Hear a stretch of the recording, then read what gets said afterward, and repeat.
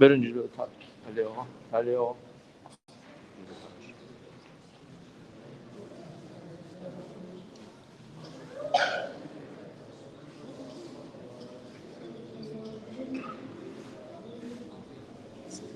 برای صلوات صلوات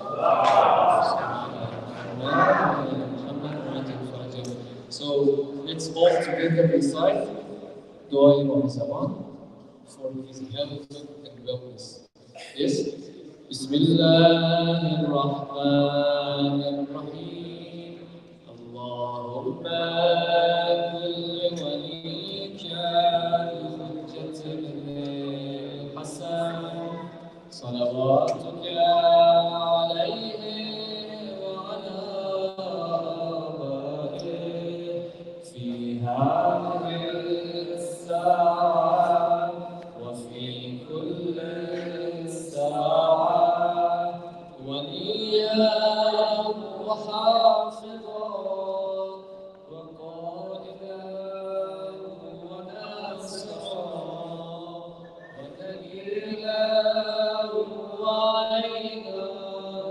حتى تسكنه أمرك وتمتعه فيها طويلا برحمتك يا أرحم الراحمين. والصلوات بعد الفرج اللهم صل على محمد.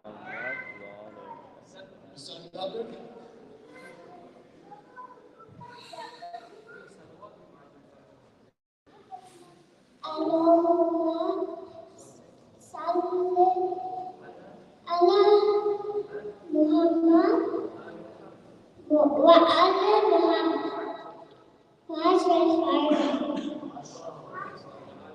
محمد وعلى محمد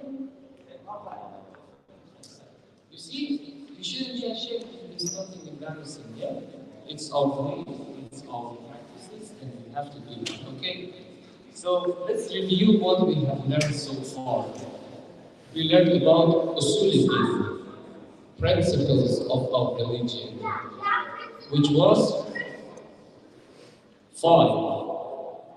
The first was Tawheed. Ali, what is Tawheed? Tawheed is Allah is one and one, which is the spirit of our religion. Whatever we do, wherever we go, we just do it in the way of Allah, for His sake. And the second one, Adil, which means Allah is just and whatever He's doing is fair. The third one was Nabuwat, which means a son,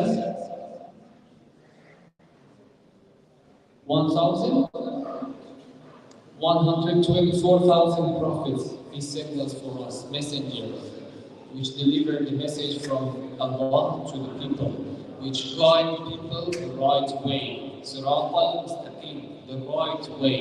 Yeah? So we made an example that prophets are like agricultural engineers or like shepherds, which is taking care of the goats, taking care of the sheep. They don't know what should they do. Or the farmers that they don't know how to plant the seed for the next world. Yeah? So the fourth one, our Sunnah was Imam, which means yes, after the last prophet, which was our prophet, God sent us 12 Imams, which means Imam means what? A Irfan, Imam means, I can't hear you. Scholar. Imam, generally speaking, is not a scholar. Imam is a leader of the society, leader of the community after the Prophet. We say, by word, the meaning of the word means someone who is standing in front of others. Imam.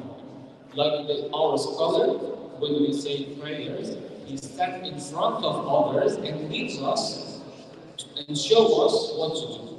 So the meaning of Imam, just the word means someone who is standing in front. But the description of Imam in our religion is the successors of Prophet Muhammad, which were 12, and the last one, the 12th one, Imam Mahdi, still alive, and he will come back one day when Jesus Christ will come back with Imam Mahdi, and he will fill all the world with justice and fairness. So the fourth one was Imam Mahdi, for the leadership of the community after Prophet.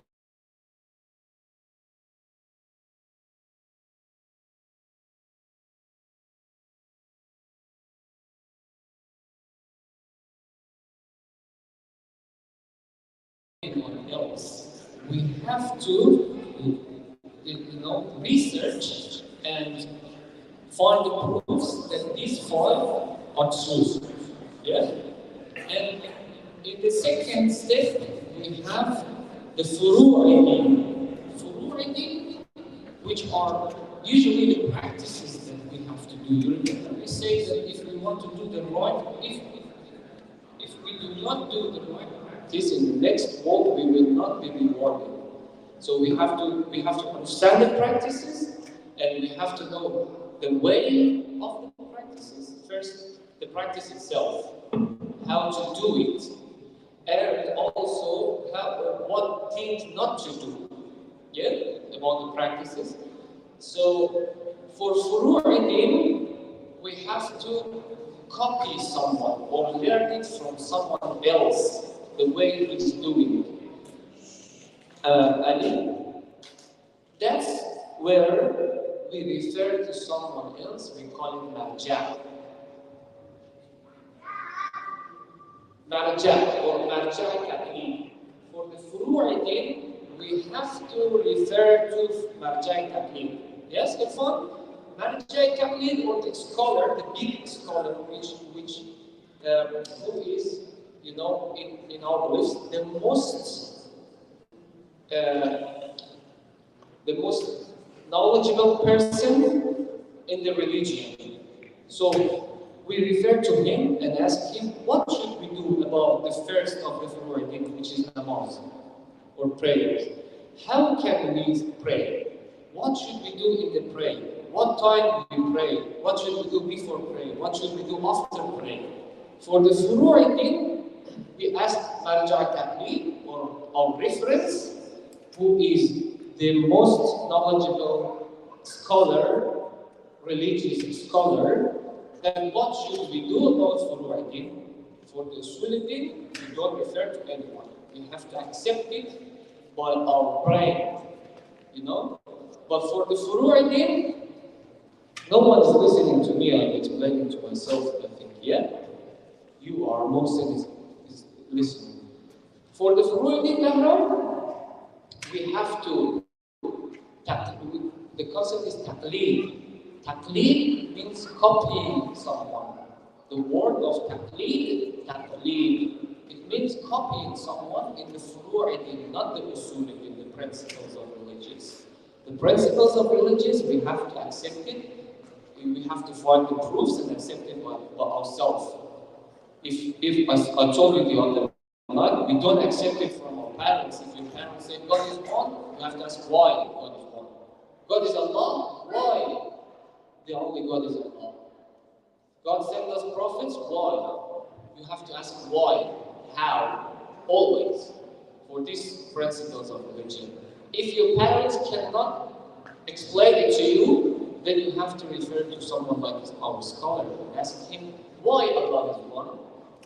But as soon as you accept these 5 principles, for the furu'idin, automatically you have to accept it and go to your reference, your marja, and ask him, how should we do these practices? These 10 practices are the practices which I told you will be measured in the judgment day, and God will ask you about these practices in the judgment day. If it was acceptable, then you will be rewarded. If it was not acceptable, you will be punished. I ask you guys to sit here and listen to Allah. Last night he said, Imam Sadiq, Imam Ja'far al-Sadiq alayhi salam, which is our 6th Imam here, when he was going to pass away, he collected everyone of his family and he told them about the first principle of the furu', the first of furu'idin. He said that لَن تَنَالُ شَفَاعَتُنَا مَنْ اسْتَخَفَّ بِالصَّلَاةِ. It means that I will not help anyone in the judgment day if he, how can I say istakhaffa, or if he